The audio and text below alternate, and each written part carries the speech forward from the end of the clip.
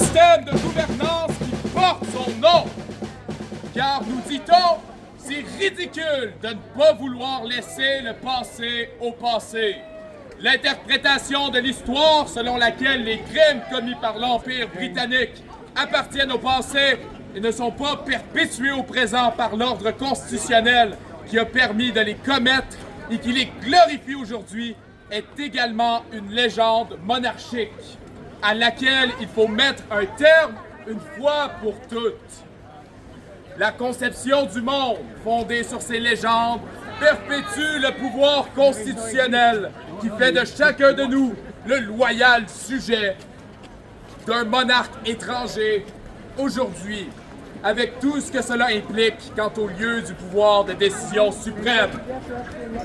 La forme de représentation représente en fait ce que défend le souverain qui manie le pouvoir suprême et non ce que le peuple défend. C'est une forme de pouvoir qui a soumis les peuples autochtones à un vaste génocide dans le passé, afin de leur voler leur territoire et d'en faire des peuples assujettis, et qui continue de le faire dans le présent. La résistance héroïque et permanente à cette tentative de les éliminer en tant que peuple est la seule chose qui sépare leur survie de leur extinction en tant que peuple.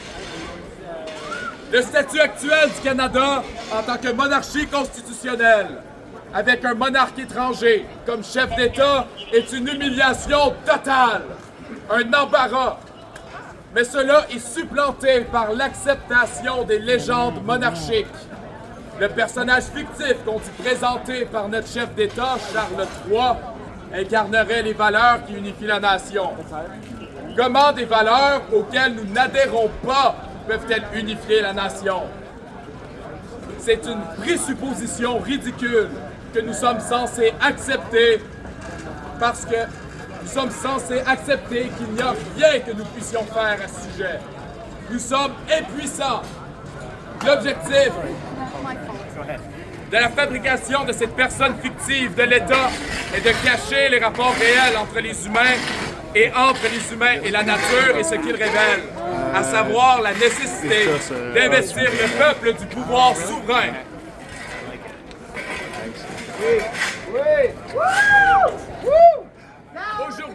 Aujourd'hui, l'appel de l'histoire est d'achever la révolution démocratique en s'assurant que les arrangements constitutionnels confèrent le pouvoir suprême au peuple et non aux intérêts privés étroits qui gouvernent la société pour des gains privés. En ce 27 mai, Ottawa, Sa Majesté le roi du Canada, Charles III, par la grâce de Dieu, roi du Royaume-Uni de Grande-Bretagne et d'Irlande du Nord, et de ses autres royaumes et territoires, chef du Commonwealth, défenseur de la foi, livrera le discours du trône. Le navrant spectacle que nous offrira le prochain discours du trône, qui expose les raisons pour lesquelles le prochain Parlement est convoqué, nous permettra de voir à quel point le corps politique est exclu, marginalisé et persona non grata face aux élus du roi.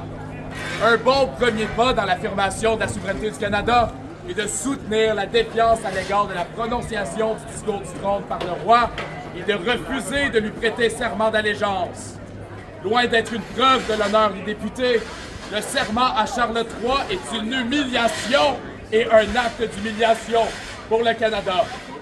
Il est grand temps que le Canada devienne une république dotée d'une constitution rédigée par le peuple qui confère sa souveraineté au peuple et non au monarque anglais. Avant la monarchie, proclamons la République!